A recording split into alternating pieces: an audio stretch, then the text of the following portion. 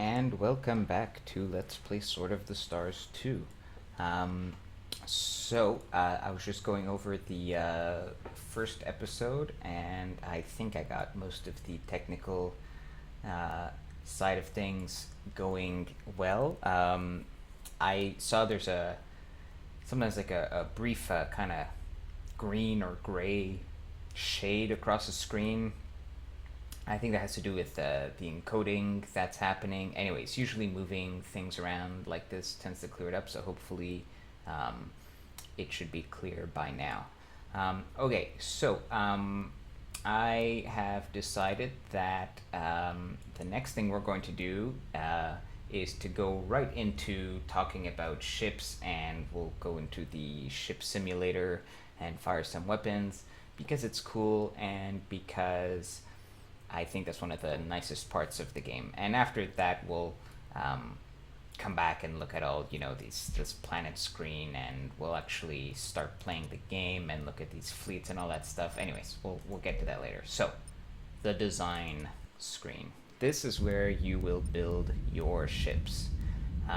Here we have the existing ship designs. So we have a command ship.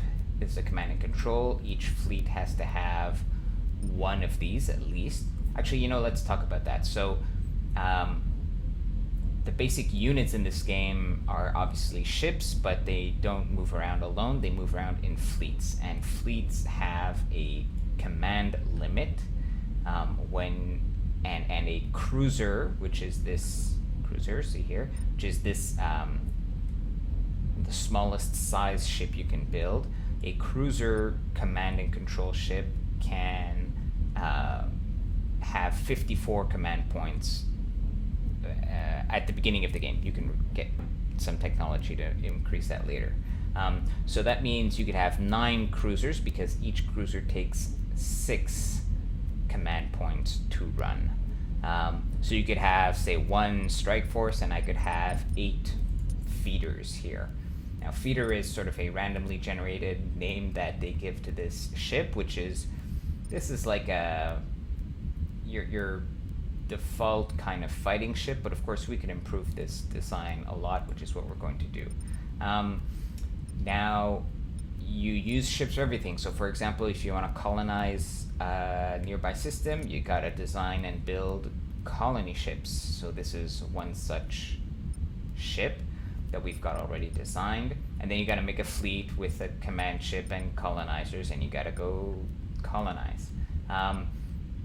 Supply ships add endurance to your fleets, and you can think of endurance essentially as movement points, in the sense that if you want to go very far, or if you want your fleets to be able to stay active for longer, they may need extra supply. Fortunately, Hivers as a race have very good supply ratings on their ships. You may have noticed in all of these ship designs, you have supply 123 out of 364. So as you fit different weapons and modules and whatnot on your ships, different configurations might require more supply, more energy, more crew. These are the 3 main variables. Hivers generally have no trouble staying under their supply limits, and so they have pretty good endurance on their ships. Added to that, the fact that they don't really need to move anywhere because they're going through gates. Supply is not usually a problem for the Hivers. Just gonna finish this list here. We have a constructor, which is a special kind of ship. As you can see, no weapons, but you need these to build stations, which are space stations, which are an important part of the game we'll get to later. Finally, the gate ship is unique to the Hivers, and you need one of these in your fleet to set up a gate. So remember in the first episode I said the Hivers have to kind of chug their way to their neighboring star system, and then they use one of these gate ships and it pops into a gate. So let's look at one of these ships in more detail. So let's look at this feeder guy. So each ship has three sections: the command section, the mission section, and the engine section. And you can have different, you can swap and replace the different sections to make different kinds of ships. So we don't have a lot of technology, so we have very limited choices. The Hivers have this special thing that only they have called long-range fusion, as opposed to regular fusion. You'll notice if you look right now, look at some of these ship ratings. So my endurance is 8 turns. My faster than light speed is 0.7 light years per turn. In other words, I don't go faster than light because I'm Hivers. My top speed here, thrust, so this is also, of course, proportional, not proportional, but physics. So how long will it take me to get to my top speed? 5 seconds. If I go to long range fusion, notice that my thrust increased and my endurance increased. In other words, this engine is slightly more powerful and I get more endurance. Now, why do I get more endurance? Because I have a lot more supply. C573 versus 393, okay? So what's a disadvantage? Well, my ship cost is gonna go up a bit. So the big number here is the prototype. You only need to spend this on the first ship that you build. Afterwards, it's gonna be the regular price. But look at the regular price, 79,000, goes up to 82,000. So it's a little more expensive. The construction cost, this is the build time, how long it's gonna take to build. So it's gonna take also a bit longer to build. Now the other thing to look at is what kind of mounts and how can I outfit this ship in that particular section. So the engine section here is essentially everything over here, so everything in the back here. What do we have? We have some light turrets underneath here. We've got 4. Then we've got sort of these 4 medium turrets on the ring. By the way, I just know that they're medium turrets, but if you're not sure, you can kind of click here and actually it doesn't even say it here. But anyways, these are the medium weapons, these are the light weapons. You can use the filters here. So for example, if I just put the medium weapons, I would only see the medium turrets listed. Similarly, light weapons and so on. You can put light weapons in a medium turret. It is generally not as good as putting a medium weapon in a medium turret. I think in my Sword of the Stars 1 Let's Play, I referred to this as, you can duct tape 5 AK-47s to a broomstick and put that on a tank instead of a tank gun, but you're better off with just having, your regular tank gun. So that's essentially what's happening here. If we look at the difference between the long-range fusion in terms of its fittings and the regular fusion, we see that the regular fusion has 2 more light hard points here, right? You see this guy here? And, oh, sorry, no, I lied. It has the same number, they're just arranged differently, because in the long range, we had 4 underneath, and now the 4 are kind of on the ring. But there is one difference, which is we have a module slot, okay? Now, modules are sort of extra bonuses that get added to your ship. Sometimes they're passive bonuses, sometimes they're active, sometimes they're weapons. In engine sections, you often get these sort of things that add some of your basic stats. So they might add power or supply or whatnot. So clearly, even with this bonus, we're not coming close to what we had with the long range. So we're going to go with the long range section here. Now, okay, so I should actually back up and say what kind of ship are we designing here? We're going to design a new combat ship. Now, we don't need a new combat ship right now. We're not going to build it right now, but I just wanted to show off this part of the game at first. Okay, well, I'll worry about the weapon types in a minute. Now, the mission section is the primary thing you have to worry about. So this is really what determines what kind of ship it's going to be. So transport colonizer, we've seen it makes a colonizer ship.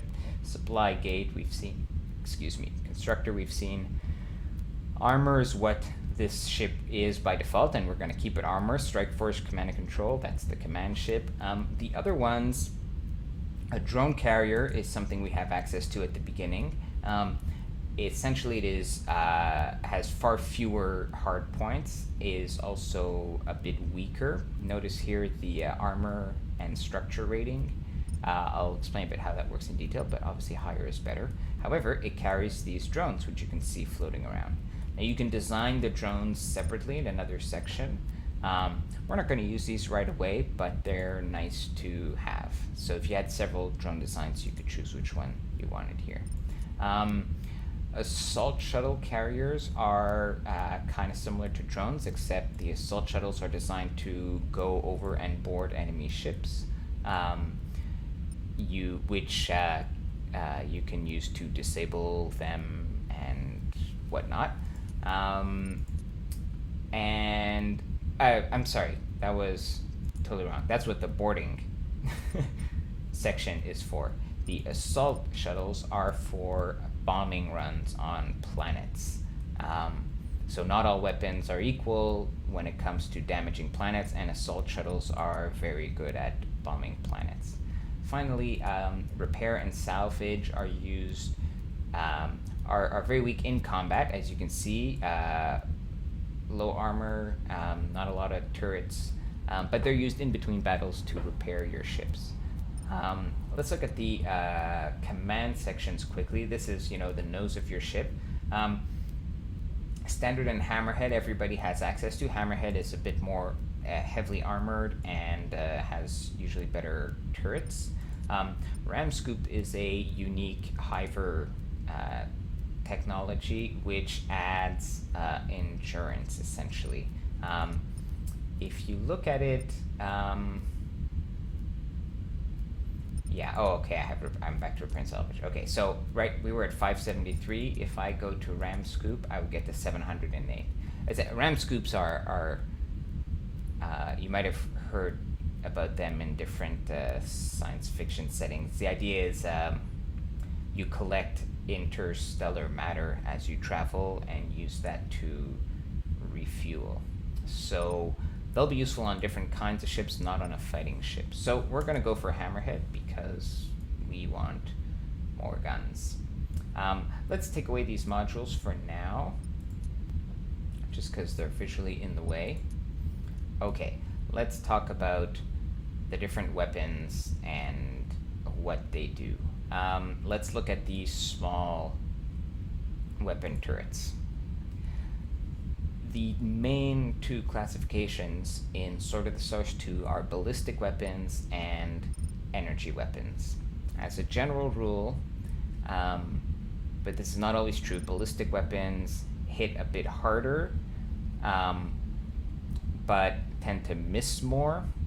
They also hit for the same amount of damage no matter how far away the target is. Now you can tell this by looking over here at this graph. So this is the damage as a function of distance.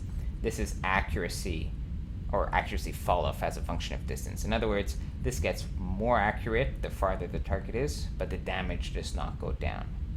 Now if I look at this guy here, the UV laser, notice that, I changed it, but notice that his damage does drop off at the end, but his accuracy, although it does go up, it's a lot better than the Gauss cannon's accuracy. Now you can compare two weapons by, if you have one selected, you just hover over the other one. So actually let's compare the UV laser to the red laser, or to the green laser. So notice the green laser, the brighter graph is kind of like a small version of the purple, and this red one is an even smaller version than the purple. In other words, they get strictly better: red, green, purple. Now why on earth would you want to use one of these inferior ones? Well, you wouldn't. It's just that these are kind of legacy from Sword of the Stars 1, where UV was the third tech in the chain, so kind of they're here for historical reasons. Now there's another green one, which is a green beamer, and you'll notice a difference here. If I take the green laser and select the green beamer, notice that it has a shorter range, but its accuracy is better. In fact, beamers have perfect accuracy. That is a huge deal. Having this ship as it was configured by default, or if we look here, let's look at the feeder. This ship looks really impressive. In fact, let's just go ahead and fire it. We're going to go to weapons test. I'll tell you about these in a second. Okay, so here's what my ship actually looks like. Very nice. Now, let's just fire at this target here on the side, okay?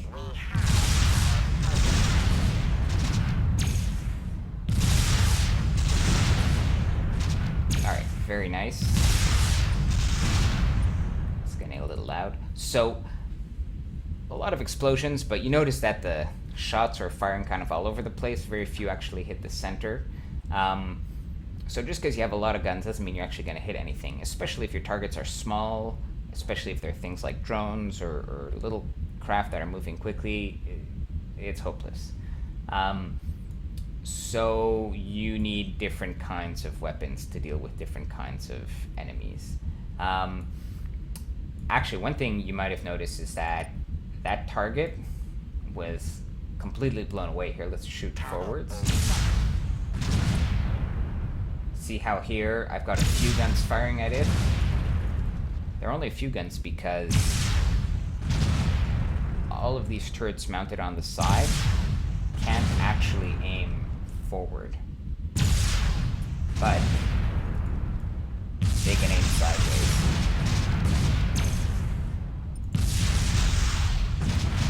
So weapon firing arcs are very important. So it's important when you're designing to go to the weapons test and make sure that your ship can fire in the direction you want it to fire. This is also this will change from race to race. So hivers, their ships tend to be designed to fire broadsides, which means from the side like this. Okay, so let's fix this design up. So hammerhead. Okay, we saw the light weapons, right? We had these. Now, I think the best starting light weapon is the UV laser. The reason I say that is because if we compare it to the Gauss cannon, the Gauss cannon does have almost twice the damage, but it has a shorter range and it's way more inaccurate. So you're not going to hit anything. Ballistic weapons, which are these Gauss cannons, impart momentum upon their victims, which is a fancy way of saying that they knock things around, whereas energy weapons do not. This is good and bad. It's good because it knocks your opponent off course, so if they were trying to line up their shot, then they get disrupted. It's bad because if you had other guys firing on the ship, then they have to sort of reacquire their target, and in other words, previous shots that were fired might now miss because a shot that was in the air just before it would have knocked the target around. So it's good and a bad thing at the same time. Hivers happen to be very good at ballistic weapons and very bad at energy weapons. And what I mean by that is it is easy for them to research the ballistic weapons. So the way I'm going to set this ship up is in the large turret. These are my two large weapons, the particle beam and the heavy driver. The particle beam is a beamer weapon, which means it has perfect accuracy. And so even though if you compare it to the heavy driver, it has shorter range and far inferior damage, it's actually gonna hit my opponent, which the heavy driver almost never does because the tracking speed is so slow. So that's what we're gonna go for. In the medium slots, let's for now put all mass drivers. I'm gonna right click to make every medium slot become a mass driver. And in the low slots, let's put all UV lasers. Okay, oh, we need to Set this to long range fusion. Okay, now another thing we're going to do is we're going to add extra armor. So polysilicate alloys, see, this goes up, and this goes up. Now, what does this actually do? Let's go to the weapons test screen so you can see. Okay. You see these lines here? This is the armor that we have before we get to the ship. The thick blue line... Oh wait, actually, let me back up. Why do you need armor? Weapons have to get through the armor to attack the structure of your ship. Each weapon has a certain pattern, a certain shape of damage that it does, okay? So laser here might just do like 3 lines in a row. Mass driver might do like a little nugget of damage. So each hit from a mass driver is going to chip away at the armor. Here, I'm gonna fire some missiles at this ship. This is a button that you can use to test your point defense. I just want to cause some damage and you'll see what I mean. They are firing Okay. on us. So these Taking missiles enemy fire. hit the front of our ship, and you can see they damaged part of its armor like this. Let's see, is there? Yeah, here. So on the left, you can see this is the shape that that the damage from a missile does. The thick blue line reduces by 1 layer, by 1 row, whatever damage shape you had. So if you had a weapon that did like a kind of flat but wide amount of damage, then these thick blue lines are very effective against them. And thick blue lines are essentially how big your ship is. So cruiser have 1, dreadnoughts, which are the second size up, have 2, leviathans have 3, and you can research a technology that gives you another one. So as ships get bigger, you need heavier weapons, which have deeper shapes, and just armor-piercing weapons generally have deeper shapes. So that's why you need armor. The other thing, by the way, to keep in mind is that see how many lines like these Hiver ships have, and how the engines have are pretty thick. This is the armor section, so of course it has a lot of armor. The hammerhead is also an armored section. If we were playing Lear, for example, Lear are the kind of fish-like species. They have 3 lines of armor here. Their ships are made they're paper airplanes. It's kind of ridiculous. So that's one of the reasons the Hivers are nice to fight with, is because their ships are really beefy. Okay, so now we've got little guns, medium guns, big guns. One thing I do want to change. Oh, this didn't get updated. Okay, so one thing that you could do, none of this got updated. Anyways, one of the things you could do is put on some missiles here.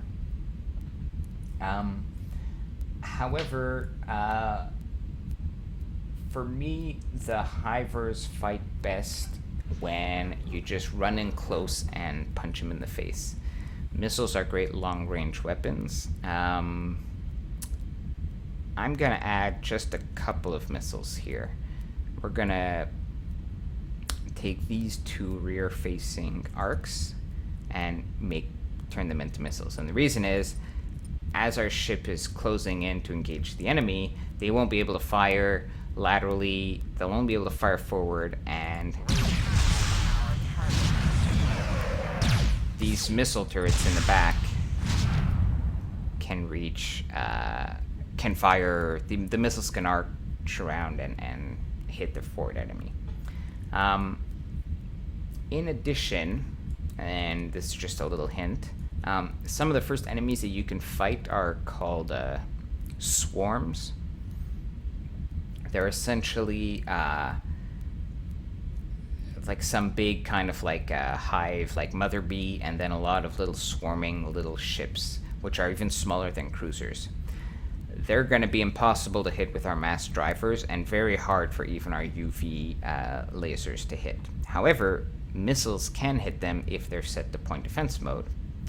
And what I'm also going to do is I'm going to turn some of these into UV beamers, which we're also going to set to point defense mode. So let's go for these 4 in the back. And here, point defense. So what this means is this is what can this weapon shoot at. You can change this in combat. This is just the default behavior. So this means shoot anything. This means shoot only Leviathans, Dreadnoughts, Cruisers, point defense. So by default, we want these lasers to only hit point defense. Point defense means missiles, it means drones, it means all the mines, little stuff. The missiles we're going to keep on all by default, but we know that we can switch into point defense. Same thing probably with these. The heavy beamer, even though it has perfect accuracy, is too slow to track missiles. But if you had drones or battle riders, which are sort of large drones, you could turn this to point defense and it would be very effective. So before we wrap things up, modules. So let's look at the modules that we have access to early in the game. Semper Fi is an extra troop module. So if you needed extra crew, this would be good. Caravan is the crew. Semper Fi is crew, but for the purpose of fighting off borders. If I do crew here, I have 81 of 107. Okay, let's click on my module. If I take it off, 69 out of 95. So that means that I have fewer crew to fight off the enemy with. Now also notice that 69 out of 95, that means I have 26 spare crew. With the Semper Fi, I have also 26 spare crew. So I didn't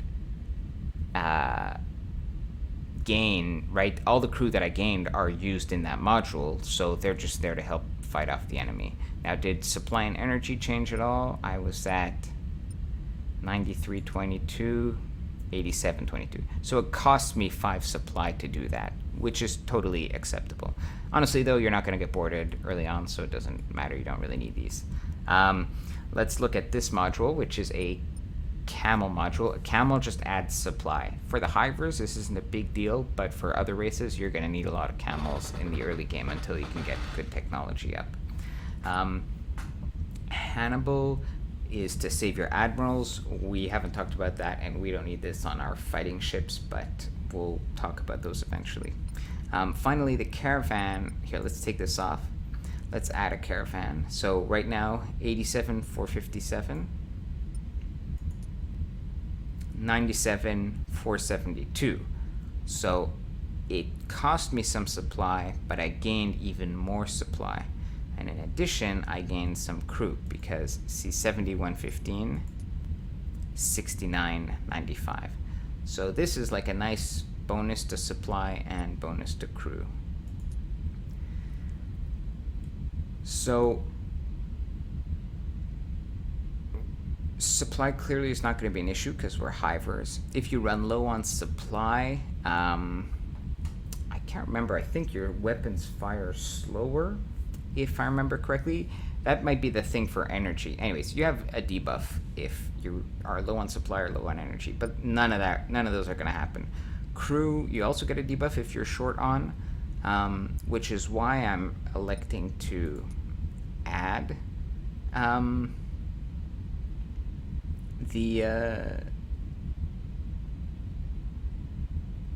should I say this? That's why I'm adding these modules, because if I lose, this crew means you need 71 crew members. Actually, it's an interesting question, because does that mean I have 135 and if some of them die, I'll still be okay? I think that's how it works. But then when you get boarded, it would be the first number that counted, because, well, no, that would still make sense, because if these troops here are made for boarding, then they just increase that number so that you can use them to man your guns, essentially. Okay, that makes sense. Anyways, more is better is the moral of the story. Okay, so before I submit the design, let's just go to the weapons test. I'll show you what it can do. So forward firing arcs.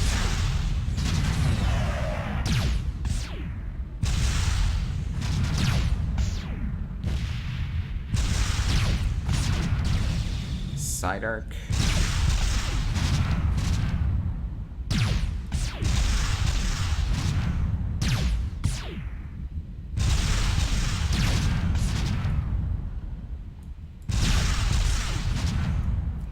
Now you would think that you could shoot up, but it turns out these arcs can't, only the top one can. But that's okay, we could always rotate the ship in combat, although you rarely need to do that. The only thing that can shoot down are the little turrets here.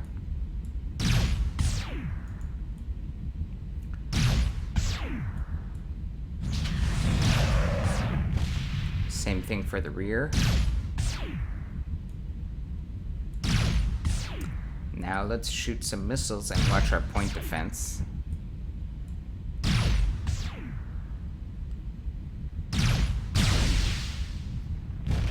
There they go.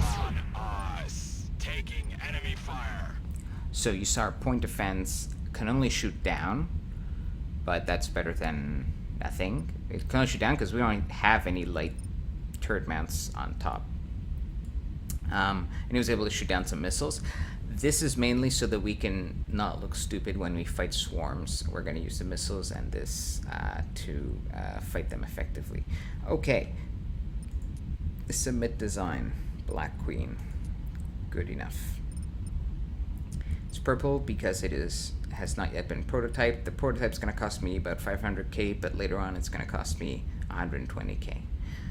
Phew. Alright, so that was a pretty long description. I'm going to close this, and next time we are going to move on with actually playing the game. So as soon as the screen closes. Alright, so I will see you next episode.